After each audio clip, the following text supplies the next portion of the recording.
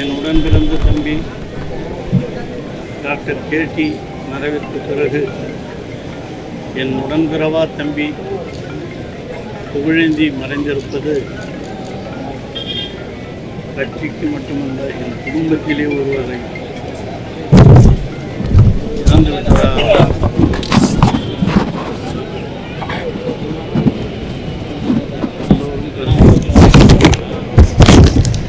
குடும்பத்தில் ஒருவராக இருந்தார். என்னுடைய வாழ்நாளில் 1955 பிறந்து இன்று 69 வயது நிறைந்திருக்கிற இந்த குறைவான வயதிலேயே அவர் மறைந்திருப்பது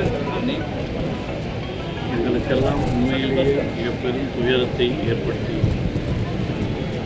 எப்பொழுதும் அண்ணா அண்ணா என்று அழைத்து நான் அழைக்கிற பொழுதெல்லாம் ஓடோடி ஒடுகிற ஒருவராக இருந்தவர். கிளைக்கழக செயலாளராக, மாவட்ட பிரதிநிதியாக, பொதுக்குழு உறுப்பினராக, தலைமை செயற்குழு உறுப்பினராக, ஒன்றிய செயலாளராக, அதற்கும் மேலாக மாவட்ட பொருளாளராக, பிறகு மாவட்ட அவைத்தலைவராக, மாவட்ட செயலாளராக கழகத்தில் படிப்படியாக தன்னுடைய பணியை மேற்கொள்வதால் உழைத்தார். அரசியல் ரீதியாக அந்த ஊராட்சி மன்றத்தினுடைய தலைவராக, அதேபோல் ஒன்றியத்தினுடைய கோலியனூர் ஒன்றியத்தினுடைய பெருந்தலைவராக, பிறகு விக்கிரவாண்டி தொகுதியின் சட்டமன்ற உறுப்பினராக தேர்ந்தெடுக்கப்பட்டு தமிழக முதல்வர் தலைவர் அவருடைய நெருக்கமான கழக தோழராகவும் செயல்பட்டார்.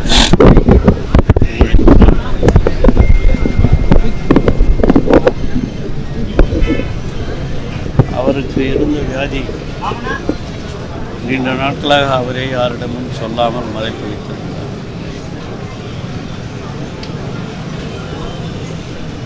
அவர் கேன்சரினால் பாதிக்கப்பட்டு உயிரிழந்திருக்கிறார். அவருடைய மறைவு என் குடும்பத்திற்கும் கழகத்திற்கும் என் தமிழகத்திலே இருக்கிற அரசியலுக்கும், குறிப்பாக எங்களுடைய தமிழக முதல்வருக்கும் அனைவருக்கும் ஈடுகட்ட முடியாத ஒரு இழப்பாக அவருடைய இழப்பு. அவர் இடைத்தேர்தலில் நின்று தோல்வியுற்றார். பிறகு தேர்தலில் நின்று வெற்றியும் பெற்றார். ஆகவே எந்த தோல்வியையும் கண்டு துவலாத அவர் இன்று மறைந்திருக்கிறார் என்பதை கேட்கிற பொழுது உண்மையிலேயே எங்களால் அந்த குடும்ப துயரத்தை மாற்றிக்கொள்ள வேண்டும். அவர் எல்லா கழகத்தோழர்களையும் தன்னுடைய குடும்பம் போலவே நடத்தியவர். எல்லோரிடமும் அன்பாக பழகக்கூடியவர். அப்படிப்பட்ட ஒருவரை இழந்து இருப்பது உண்மையிலேயே இந்த மாவட்டத்திற்கு பெரிய இழப்பு, தமிழ்நாட்டிற்கே ஒரு பெரிய இழப்பு, கழகத்திற்கு ஒரு பெரிய இழப்பு.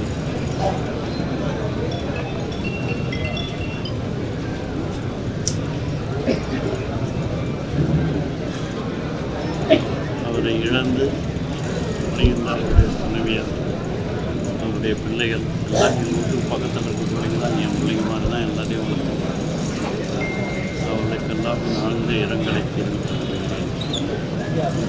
நாளை மாலை 4 மணிக்கு அவருடைய சொந்த கிராமமான அத்தியூரில் அவருடைய உடல் தகனம் செய்யப்படும் என்பதையும் தெரிவித்துக் கொள்கிறேன். அவரை இழந்து வாடும் குடும்பம், திராவிட முன்னேற்றக் கழகம் அனைவருக்கும் என்னுடைய ஆழ்ந்த இரங்கலை